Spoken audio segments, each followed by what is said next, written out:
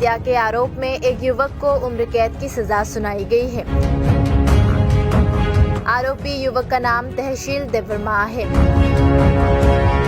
ज्ञात हुआ है कि 16 दिसंबर 2018 को सुबह करीब 4:30 बजे तहसील देवर्मा ने लेफुंगा थाना अंतर्गत कमल घाट बाजार टीला क्षेत्र में सुभा लक्ष्मी देवर्मा नाम की महिला की हत्या कर दी थी।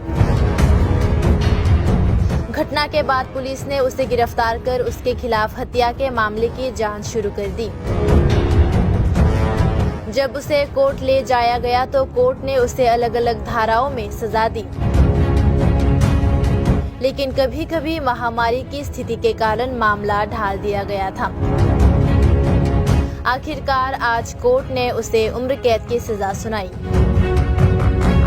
इस दिन पब्लिक प्रोसिक्यूटर ने मीडिया से कहा कि राज्य प्रशासन वर्तमान में सही जगह पर है।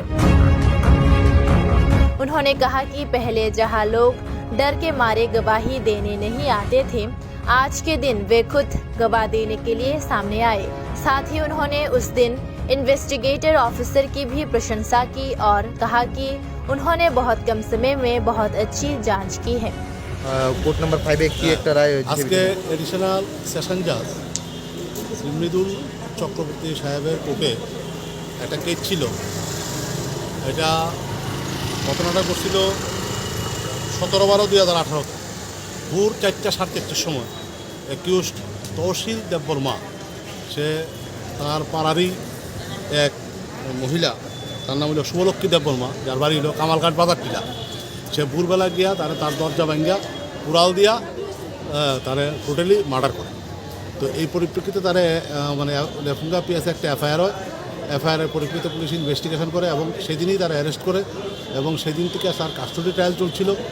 আমরা 2018 কেসে আমরা 19-এর মধ্যেই প্রায় সব সাক্ষী কমপ্লিট করে লাইছিলাম, কিন্তু মুশকিল রয়েছে এই 2020-তে করোনা কাল শুরু হয়েছে। আর দুজন ডাক্তার এখানে যারা পোস্টমর্টম কন্ট্যাক্ট করছিলেন ওনাদেরকে ওনারা ট্রান্সফার হয়ে গেছেন, একজন এমডি পড়তেছেন, তো সেই কারণে একটু দেরি হয়েছে। তো যাক, আমরা প্রসিকিউশনের তরফ থেকে মোট আমরা 20 জন সাক্ষী আমরা আদালতে উপস্থাপন করছি এবং তার বিরুদ্ধে চার্জ হয়েছিল 29/5/2019-এ ভারতীয় দণ্ডবিধির 302, 324 এবং 455 ধারায়। এই চার্জের ফলে আজকে এই চার্জগুলি আদালতে প্রুভ করেন প্রসিকিউশনের তরফ থেকে। এই এই চার্জগুলি প্রুভ হয়েছে, যে কারণে তারা 302-তে তারা লাইফ কনভিকশন দেওয়া হয়েছে এবং 10,000 ফাইন করা হয়েছে এবং যদি টাকা না দিতে পারে আরও 6 মান্থ রিগুরাস ইমপ্রিজনমেন্ট, সশ্রম কারাদণ্ড দণ্ডিত করা হয়েছে। আর একটা সেকশন ছিল 324 চার্জ হয়েছিল, সেটাতে 1 বছরের তার সশ্রম কারাদণ্ড হয়েছে এবং 2,000 টাকা ফাইন মানি হয়েছে। যদি ফাইন মানি না দিতে পারে তাহলে 4 মাস তার আরও রিগুরাস ইমপ্রিজনমেন্ট খাটতে হবে। আর একটা যেটা চার্জ হয়েছিল 455, সেটাতে 448-এ কনভিকশনটা হয়েছে, সেটাতে 500 টাকা ফাইন মানি হয়েছে।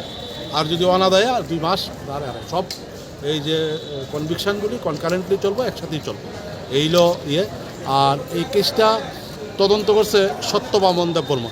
খুব তাড়াতাড়ি উনি শর্ট পিরিয়ডে এই কেসটা তদন্ত করছে, করে চার্জশিট দিচ্ছে এবং খুব ভালো তদন্ত করছে। আজকে আমরা এই করোনাকালের জন্য নতুবা একটা ফার্স্ট ট্র্যাক কোর্টে উইদিন 1 ইয়ার আমরা একটা ট্রায়াল কমপ্লিট করতে পারতাম। এটা আমরা করতে পারলাম না এই প্যান্ডামিকের কারণে। হাওয়ার তেরায়া দুরুস্তায়া একটু ইয়ে হয়েছে, কিন্তু প্রসিকিউশনের তরফ থেকে এটা একটা বিরাট মেসেজ, যে এই সমস্ত খুন সন্ত্রাস যারা করে তাদেরকে যথেষ্ট কনভিকশন আমাদের এখানে হইতেছে। রাজ্য সরকারের যে বর্তমান ভূমিকা, বর্তমান যে প্রশাসনিক ব্যবস্থা, আমি এডিশনাল পাবলিক প্রসিকিউটর হিসেবে জয়েন করার পরে আমি যে নতুন সেট আপ, নতুন ব্যবস্থা দেখতেছি খুবই ভালো। মানুষেরও একটা বিরাট সমর্থন আমরা পাইতেছি। সাক্ষীরা নির্ভয়ে সাক্ষী দিতে পারতেছে। এই কেসটাতে আমি তাই দেখলাম, যে একদম নির্ভয়ে মানুষের সাক্ষী দিতেছে। 20 জন সাক্ষীর বহু আই উইটনেস আছে, পাড়ার লোক আছে। জেনারেলি এইসব এরা দিতে চায় না, কিন্তু খুব মানে স্বপ্নদিত হইয়া ওনারা সাক্ষী দিচ্ছে এবং কেসটা 100% প্রভাবতে আজকে তার কনভিকশন হয়েছে। কতদিন?